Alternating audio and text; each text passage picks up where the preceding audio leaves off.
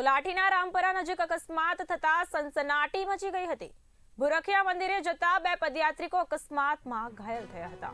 પગપાળા જતા પદયાત્રિકો સાથે બાઇક ચાલકે અકસ્માત સર્જ્યો હતો। અકસ્માત થયા બાદ સાંસદ ભરત સુતરિયા અને ધારાસભ્ય જનક તળાવિયા અકસ્માત સ્થળે પહોંચી ગયા હતા।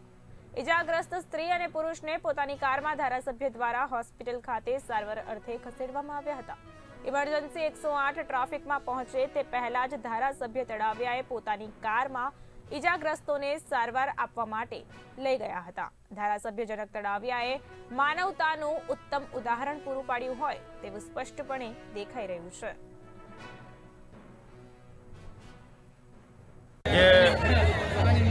હનુમાન જયંતીની પૂર્વ સંધ્યાએ જ્યારે અમે અમરેલીથી નીકળી અને જે ભુરખિયાના રોડ સુધી જે રસ્તા ઉપર અલગ અલગ સંસ્થાઓ દ્વારા જે પદયાત્રાઓ યાત્રીઓ જે નીકળે છે એમના માટે અલગ અલગ નાસ્તા પાણી, ઠંડા પીણા, આઈસ્ક્રીમ, ફ્રૂટ આવી અલગ અલગ વ્યવસ્થાઓ કરવામાં આવી છે। અને એવા સમયે જ્યારે અમે લાઠીથી ભુરખિયા સુધીના રોડ ઉપર જ્યારે અમે જતા હતા ત્યારે રસ્તામાં કોઈ ટુ વ્હીલવાળાએ બે ટુ વ્હીલવાળાને અડફેટે લઈ અને જે એક અકસ્માત સર્જ્યો। જ્યારે તાત્કાલિક અમે ઘટના સ્થળેથી 1 મિનિટના અંતરે હતા, અમને ખબર પડી એટલે તરત જ અમે અને અમારા અમરેલી જિલ્લાના લોકપ્રિય સાંસદ ભરતભાઈ સુતરિયા બંને સાથે હતા અને તાત્કાલિક ધોરણે અમારા બંનેમાંથી એક ગાડી અમે બંને જે ઇજાગ્રસ્ત લોકો હતા એમને તાત્કાલિક ગાડીમાં બેસાડી અને ફૂલ ટ્રાફિક આ રોડ ઉપર હોય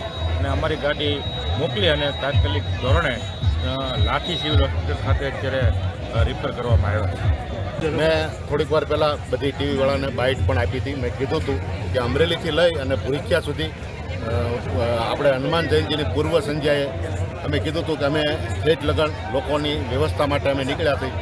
અમે રામપર પાસે આવતા અમને અકસ્માત જાણવા મળ્યું કે અકસ્માત થયો છે। ત્યાં અમે જઈ અને મારી જ ગાડી મેં રવાના કરી અને હોસ્પિટલ એને પહોંચાડ્યા છે। એટલે અટાણે એની હાલત સારી છે। આગળ કોલ આવ્યો એટલે કોઈ ઉપાધિ જેવું નથી। ભુરખિયા દાદા એની તબિયતને જલ્દી સારી કરે એવી શુભકામના કરું છું।